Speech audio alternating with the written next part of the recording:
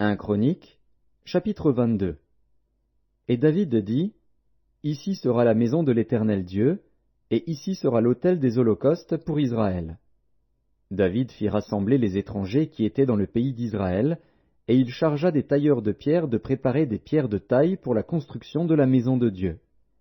Il prépara aussi du fer en abondance pour les clous des battants des portes et pour les crampons, de l'airain en quantité telle qu'il n'était pas possible de le peser, et des bois de cèdre sans nombre, car les Sidoniens et les Tyriens avaient amené à David des bois de cèdre en abondance. David disait, Mon fils Salomon est jeune et d'un âge faible, et la maison qui sera bâtie à l'Éternel s'élèvera à un haut degré de renommée et de gloire dans tous les pays. C'est pourquoi je veux faire pour lui des préparatifs. Et David fit beaucoup de préparatifs avant sa mort. David appela Salomon, son fils, et lui ordonna de bâtir une maison à l'Éternel, le Dieu d'Israël.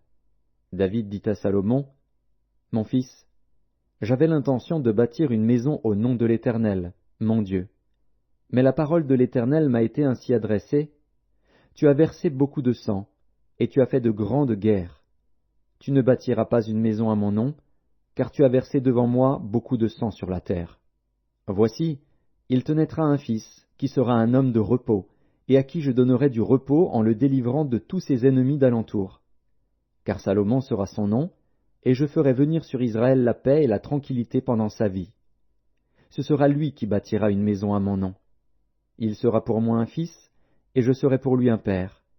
Et j'affermirai pour toujours le trône de son royaume en Israël.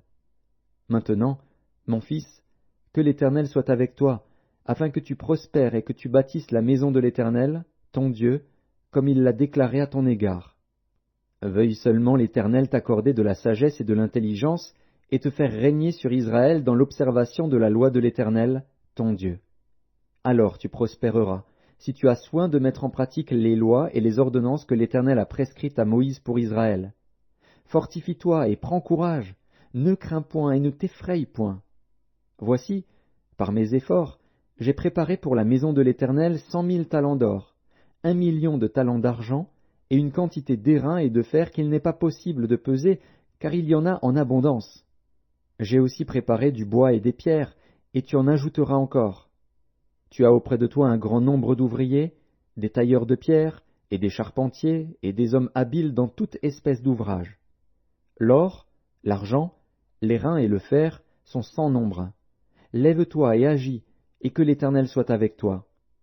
David ordonna à tous les chefs d'Israël de venir en aide à Salomon, son fils.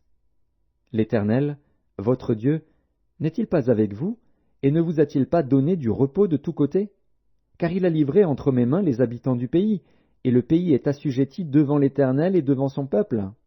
Appliquez maintenant votre cœur et votre âme à chercher l'Éternel, votre Dieu.